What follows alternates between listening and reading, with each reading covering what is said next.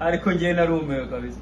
Ibyo nababwiye mwarabibonye, mbabwire ngo Amavubi ntashoboye mukagira ngo ndabeshya. Warabonye Amavubi ya Olivier Karekezi kapiteni, ukabona Amavubi ya Gatete Jimmy, ukabona Amavubi ya Ntaganda Elias na Babita na Jaremy, abitwa bari yandire bizagwira na Bakarisa Claude. Wajya kureba Amavubi y'abantu ngo bitwa ngo izi subu ziri aho ngaho zigenda zitana ukandagira, ukareba ngo harimo ngo abantu ngo bitwa ngo bamuhoze muhozi kweri ngo akiniye Amavubi.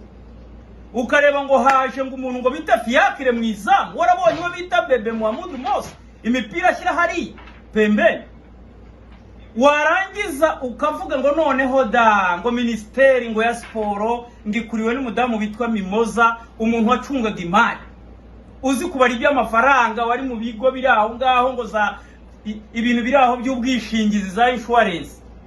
Ariko twaragatoye kwe, narabibabwiye aya Mavubi akeneye ikintu bita umweyo.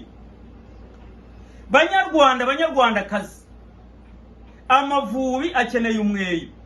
Ndasaba by'umwihariko nkanjye Taifa Kalisa Bruno, narabibabwiye nkiri no kuri radio, ya radio nakoragaho usa n'ujya mu mujyi hagati yari ku Gishushu, hakoraga Deje w'umunyabwoba, niwe munyabwoba wa mbere kwisi. Narabivugaga baratwirukana tujya handi turagenda turatunganya, ariko kuri buri gihe kuzatsinda ntibazababeshye. Amavubi nta kigenda bashyire hasi birukana isurubu zose bakire ku ruhande, dutegura abana bacu bato tuzana abatoza bazima.